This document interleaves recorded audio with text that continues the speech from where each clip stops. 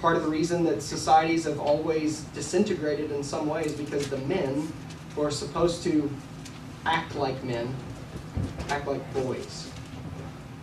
So one of the reasons we want to do this is we're going to do this every 3 months. We're going to get together to focus on biblical manhood, be challenged, be encouraged, and look at the Word and see what does God say a man is, and then go forward with that knowledge and with that encouragement, all of us knowing it and acting like men. And the reason we say that and call it Act Like Men is if you have a Bible and you want to turn there, 1 Corinthians 16, this is not the passage that's going to be preached, but this is the anchor for what we're doing.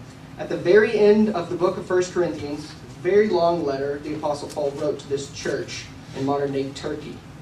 They were basically just crazy. They'd gone crazy. There was a guy who was sleeping with it's either his mom or his mother-in-law. Or not mother-in-law, but his stepmom. So either one, most guys think, it's probably his stepmom, not his actual mom. Either way, in any society, you go, that's bad. That's not a good thing, sleeping with them. And the church was like, cool, keep going.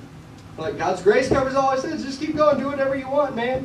It was like Paul had the right to correct some of these things. And so there were a lot of things to correct that was just unhealthy at the church of Corinth. And then at the very end, if you notice, just if you've got your Bible open, it's under what someone has put the heading of final instructions and then greetings. And then the whole letter's over. But he takes 2 verses to drive home to the men in Corinth, basically laying everything he said to them in the whole letter, laying it at their feet. He's saying, you guys have got to man up. Not in the typical sense of we may think of man up, but he says, verse 13, be watchful, stand firm in the faith, act like men, be strong. Let all that you do be done in love. That's the anchor for why we're doing this. Paul says, act like men. And you don't have to look very far in our culture, just in our state, to see that men predominantly aren't acting like men. Fatherlessness is rampant.